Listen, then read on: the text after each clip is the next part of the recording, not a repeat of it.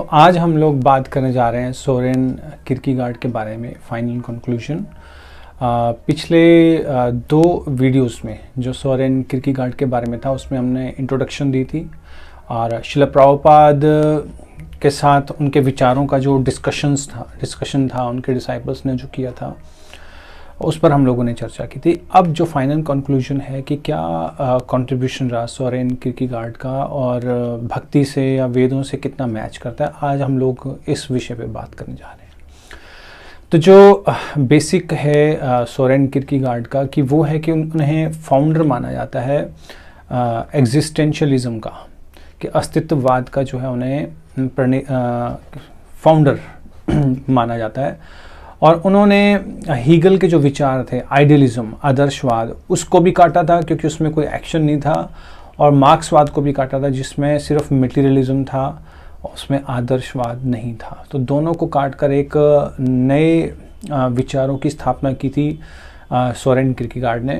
और इसके अलावा ह्यूमंस को इम्पोर्टेंस दी थी। एग्जिस्टेंशियलिज्म मतलब कि मनुष्य में जो चॉइसेस हैं, जो फ्री विल है, वो इम्पोर्टेंट है, उस पर फोकस किया था। ऑफ कोर्स एग्जिस्टेंशियलिज्म का नाम नहीं दिया था सोरेन किरकेगार्ड ने, लेकिन उन्हें फाउंडर जो है वो माना जाता था। और उन्होंने कहा था कि बाकी जो सारी चीज़ें हैं वो सारी बाद में आती हैं, ह्यूमंस जो हैं, जो मनुष्य जीवन है, वो सबसे इम्पॉर्टेंट है।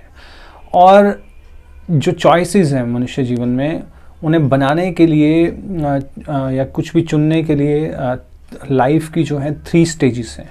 पहली स्टेज है एस्थेटिक स्टेज, जिसमें जो मनुष्य है वो भोग वृत्ति में पड़ता है, इंद्रिय तृप्ति में करता है, लेकिन वो उससे बोर हो जाता है इंद्रिय तृप्ति कर करके। और फिर वो सेकंड स्टेज पे आता है, दैट्स कॉल्ड एथिकल स्टेज, जिसमें उसमें कर्तव्य की भावना आती है कि वो अपना कर्तव्य करता है, कि उसके अपने संसार के प्रति क्या कर्तव्य हैं, मॉरल वैल्यूज़ हैं, उसके अनुसार वो अपना जीवन यापन करता है और अपना कर्तव्य निर्वहन करता है। और तीसरी और टॉप मोस्ट स्टेज है जिसमें उसकी जो चॉइसेस हैं, जो विल्स हैं, जो इच्छाएं हैं, वो बहुत ही शुद्ध हो जाती हैं। और वो टॉप मोस्ट स्टेज है, वो है रिलीजियस स्टेज, धार्मिक स्टेज, जिसमें वो भगवान के प्रति ड्यूटीफुल हो जाता है। और इसको कहा जाता है लीप ऑफ फेथ। और यहाँ पर कोई लॉजिक नहीं चलता है, कोई इमोशंस नहीं चलते हैं, वो इन चीज़ों से परे है, वो डिवाइन है, that is leap of faith. और शिला प्रभुपाद ने इस चीज़ को सराहा है। शास्त्रों में भी इस प्रकार से वर्णन है कि जो आध्यात्मिकता है, एक स्तर पे आकर जो तर्क हैं वो रुक जाते हैं। भगवान जो है अधोक्षज हैं, यानी इंद्रियों से परे हैं।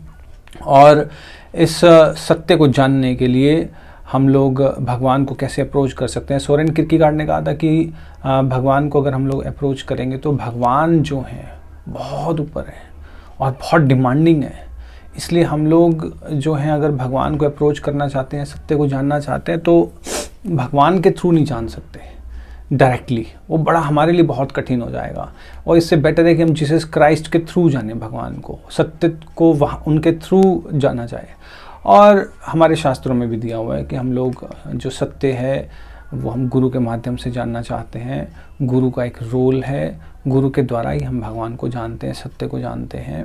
और शिला प्रभुपाद अपने डिस्कशंस में भी कह रहे हैं कि भगवान डिमांडिंग है बहुत ज़्यादा, तो इसलिए गुरु के माध्यम से हम लोग जो हैं भगवान को जान सकते हैं।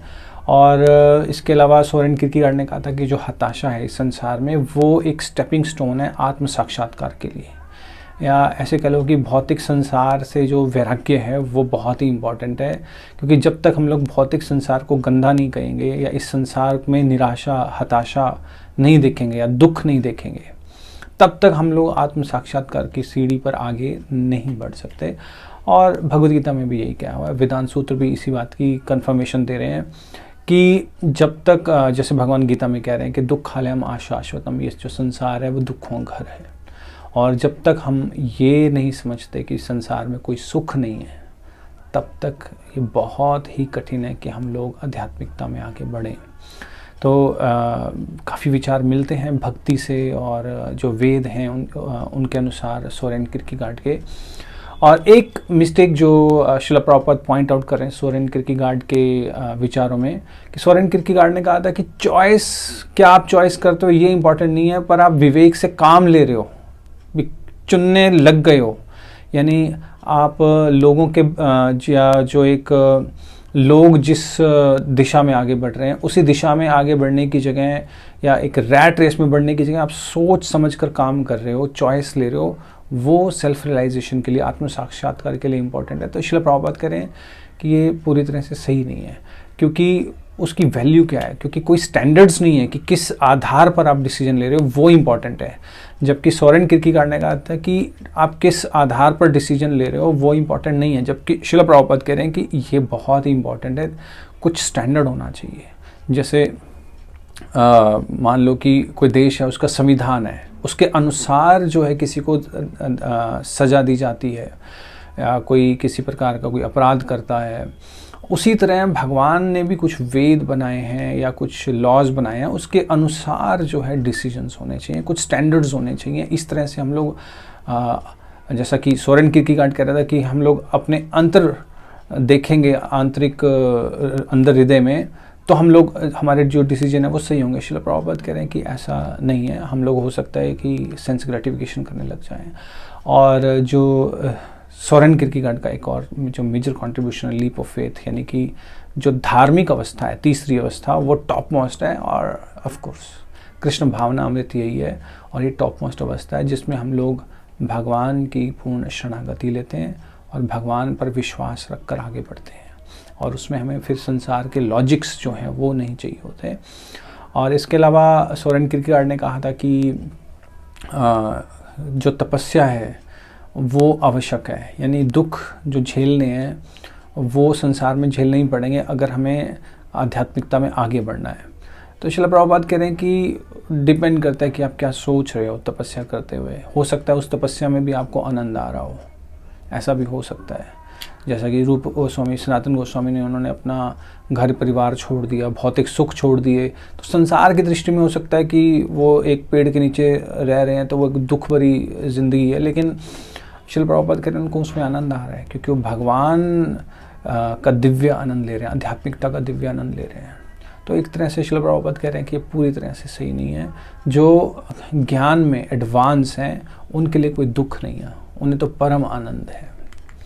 और प्रेम, भगवत प्रेम जो है जीवन का लक्ष्य है, और वो भौतिक संसार में जो प्रेम है उससे ऊपर है, और भौतिक संसार का जो प्रेम है वो प्रेम नहीं होता, ये सोरेन किरकेगार्ड कह रहे हैं। और जो भगवान को प्रेम करते हैं वो अनकंडीशनल है, और उसमें पूरी तरह से आज्ञा का पालन किया जाता है, कंप्लीट ओबीडियंस है। और भगवद गीता में भी सेम भगवान कह रहे हैं कि सभी धर्मों का परित्याग करो, सद्धर्मान प्रत्येज्य मामेकम शरणम व्रज, अहम त्वाम सर्व पापेभ्यो मोक्षयिष्यामि मा शुचा। तो इस प्रकार तुम मुझ तक आ सकते हो। तो इस प्रकार प्रेम की जो बहुत सुंदर परिभाषा सोरेन किरकेगार्ड ने दी कि भगवान से प्रेम करना चाहिए, और भौतिक संसार में जो है वो प्रेम नहीं है, वो काम वासना है। और समवर्ड जो ऑफ कोर्स सोरेन किरकेगार्ड ने अलग शब्दों में कहा है, लेकिन फिर भी भक्ति शास्त्रों से और वेदों के साथ काफ़ी मैच करता है सोरेन किरकेगार्ड की जो प्रेम की परिभाषा है, क्योंकि इस संसार में प्रेम नहीं है, वासना है। प्रेम तो सिर्फ भगवान से ही हो सकता है। और एक बहुत इम्पॉर्टेंट कि जो प्रेयर्स थी, सोरेन किरकेगार्ड ने कहा था कि जब हम भगवान से प्रार्थना करते हैं वो पूरी हो जाती हैं, तो वो इतनी एडवांसमेंट नहीं है स्टेज कि भगवान ने हमारी प्रार्थना सुन ली, हमारी इच्छा पूरी कर दी। हमारी प्रार्थना तब सुनी गई या हम लोग तब एडवांस कर रहे हैं जब हमें ये सुनाई देने लगे कि भगवान हमसे क्या चाहते हैं।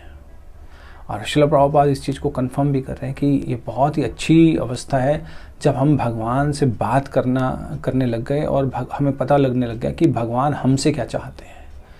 हम भगवान से क्या चाहते हैं वो इतना इम्पोर्टेंट नहीं है, लेकिन भगवान हमसे क्या चाहते हैं वो हमें पता लग गया और हम उस पर कार्य कर रहे हैं, एक्शन ले रहे हैं। That is very important. तो ये थे सोरेन किरकेगार्ड के ऊपर आज का जो कंक्लूजन था। बहुत अच्छा कंट्रीब्यूशन दिया उन्होंने संसार को, और आस्तिक थे, भगवान पर उन्होंने लोगों का जो फेथ है वो बढ़ाया। और थैंक यू वेरी मच। हरे कृष्णा। श्रील प्रभुपाद की जय।